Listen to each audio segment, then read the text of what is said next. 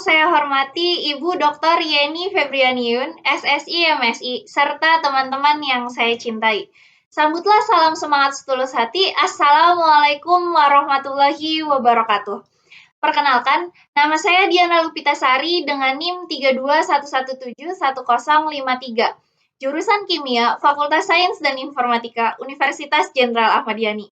Pada kesempatan kali ini, saya akan menjelaskan materi penentuan struktur secara fisika-kimia yang berkaitan dengan spektrum IR atau spektrum infrared.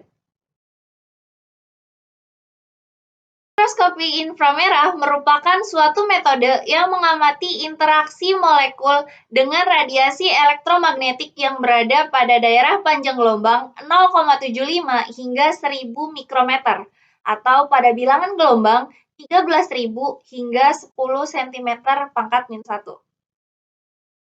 Spektrum inframerah dibagi ke dalam radiasi inframerah near dengan panjang gelombang 0,78 sampai 2,5 nanometer, middle 2,5 sampai 50 nanometer, dan far pada 50 hingga 1000 nanometer. Spektroskopi inframerah didasarkan pada absorpsi inframerah oleh molekul, kemudian mengalami getaran dan transisi rotasi. Absorpsi radiasi dalam daerah ini oleh suatu jenis molekul organik menghasilkan eksitasi getaran, rotasi, dan mode bending atau pembengkokan, sementara molekul itu sendiri dalam keadaan elektronik dasar.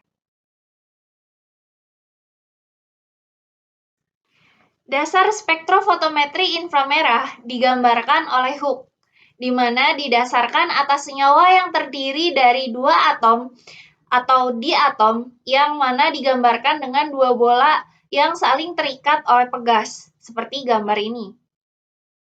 Berdasarkan gambar, jika pegas direntangkan atau ditekan pada jarak keseimbangan tertentu, maka energi potensial dari sistem tersebut akan naik.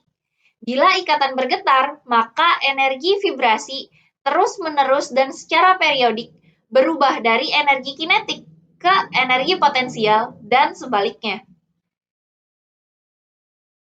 Dalam spektroskopi inframerah terdapat dua jenis vibrasi, yaitu vibrasi ulur, yaitu vibrasi yang mengakibatkan perubahan panjang ikatan suatu ikatan, namun sudut ikatan tidak berubah. Vibrasi regangan ada dua, yaitu regangan simetris, yaitu unit struktur bergerak bersamaan dan searah dalam suatu bidang datar. Dan regangan asimetri, yaitu unit struktur bergerak bersamaan dan tidak searah tetapi masih dalam satu bidang datar. Yang kedua adalah vibrasi tekuk, bending vibration, yaitu vibrasi yang mengakibatkan perubahan sudut ikatan antara dua ikatan. Vibrasi tekuk itu terbagi menjadi 4, yaitu ada vibrasi gunting, vibrasi goyangan, vibrasi kibasan, dan vibrasi pelintiran. Spektrofotometer inframerah terdiri dari 5 bagian utama, yaitu sumber radiasi yang umum digunakan adalah lampu tungsten, Nernst glower atau globers, wadah sampel, monokromator, detektor, dan recorder. Terdapat dua macam spektrofotometer inframerah, yaitu dengan berkas tunggal atau single beam dan berkas ganda, yaitu double beam. Jika suatu frekuensi tertentu dari radiasi inframerah dilewatkan pada sampel suatu senyawa organik, maka akan terjadi penyerapan frekuensi oleh senyawa tersebut. Detektor yang ditempatkan pada sisi lain dari senyawa akan mendeteksi frekuensi yang dilewatkan pada sampel yang tidak diserap oleh suatu senyawa. Banyaknya frekuensi yang melewati senyawa akan diukur sebagai persen transmitan.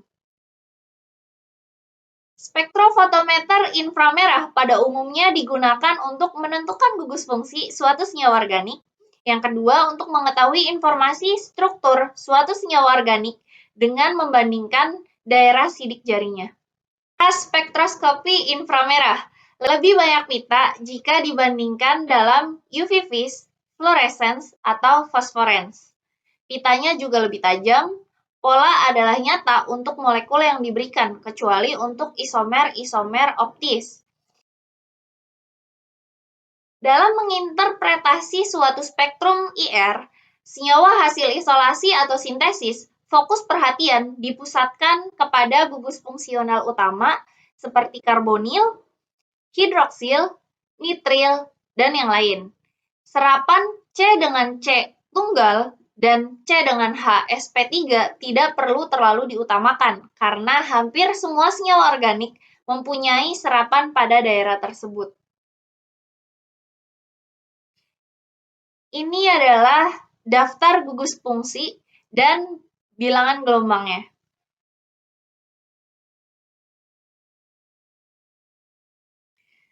Contoh spektrum IR terdapat pada isolasi senyawa metabolit sekunder.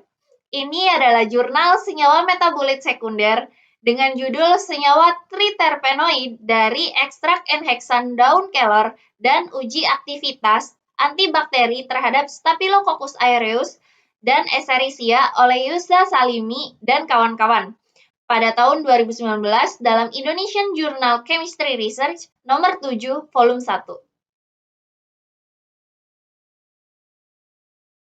Dalam jurnal senyawa triterpenoid dari ekstrak N-heksan daun kelor dan uji aktivitas antibakteri terhadap Staphylococcus aureus dan Escherichia terdapat spektrum IR isolat pada KBR yang menunjukkan serapan gugus OH pada bilangan gelombang 3431 dan pada bilangan gelombang 1061,2 yang merupakan regangan ulur dari gugus COH. Kemudian, bilangan gelombang 2977,17 terdapat regangan ulur gugus CH alifatik. Serapan pada bilangan gelombang 1458,7 yang merupakan tekukan dari CH pada 1370,33 cm yang merupakan regang geminal dimetil. Ini adalah daftar pustaka yang digunakan. Sekian penjelasan dari saya mengenai spektrum IR. Kurang lebihnya mohon maaf. Terima kasih. Wassalamualaikum warahmatullahi wabarakatuh.